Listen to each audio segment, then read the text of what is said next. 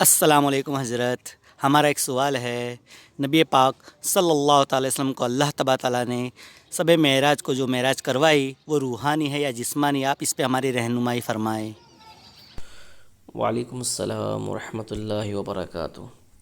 بسم اللہ الرحمن الرحیم۔ نبی اکرم صلی اللہ تعالی علیہ وآلہ وسلم کو بیداری کی حالت میں جسمانی طور پر معراج کروائی گئی۔ دیکھیں، معراج یہ معجزہ ہے اور عظیم الشان معجزہ ہے۔ معجزہ جو ہوتا ہے وہ محیر العقول ہوتا ہے۔ معجزہ کہتے ہی اسے ہیں جو عقل میں نہ آئے، جو عقل میں آ جائے وہ معجزہ نہیں۔ لہٰذا اسے ناقص عقل کے اعتبار سے نہیں بلکہ معجزہ کی حیثیت سے دیکھا جائے تو کوئی سوال ہی نہیں بنتا۔ رہی بات دلائل کے اعتبار سے، تو اس سے بھی یہی واضح ہوتا ہے کہ معراج جسمانی ہی تھی، چونکہ اللہ تبارک و تعالی نے ارشاد فرمایا سبحان الذی اسری بعبدہ لیلا من المسجد الحرام الی المسجد الاقصی۔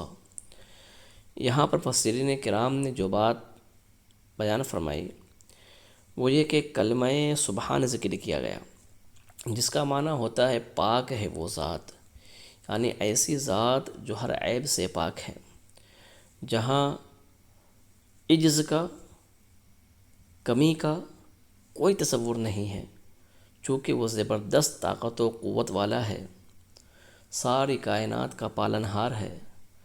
وہ اپنے حبیب صلی اللہ تعالی علیہ وآلہ وسلم کو رات کے مختصر سے حصے میں معراج کروا دے تو اس کی طاقت و قدرت سے کوئی بعید نہیں اور اس میں انکار کی کوئی گنجائش نہیں۔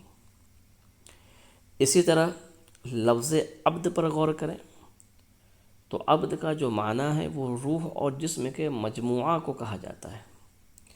محض جسم کو عبد نہیں کہتے اور صرف روح کو عبد نہیں کہتے، تو یہاں پر بروح عبدہ نہیں کہا گیا بلکہ بعبدہ ذکر فرمایا گیا، جس سے یہ بات واضح ہو جاتی ہے کہ معراج جو تھی وہ معراج جسمانی تھی۔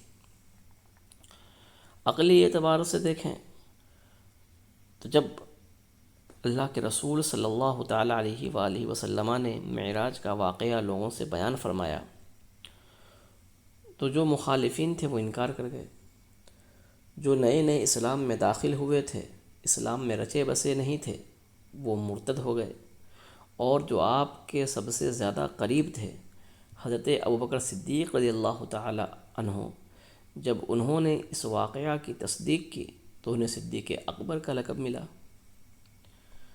تو یہ ساری چیزیں اس بات کو واضح کرتی ہیں کہ پورے معراج کا سفر وہ بیداری کی حالت میں جسم اور روح کے ساتھ ہے، اور یہی جمہور صحابہ، تابعین، تبع تابعین، محدثین، فقہا اور علماء اہل سنت کا نظریہ ہے۔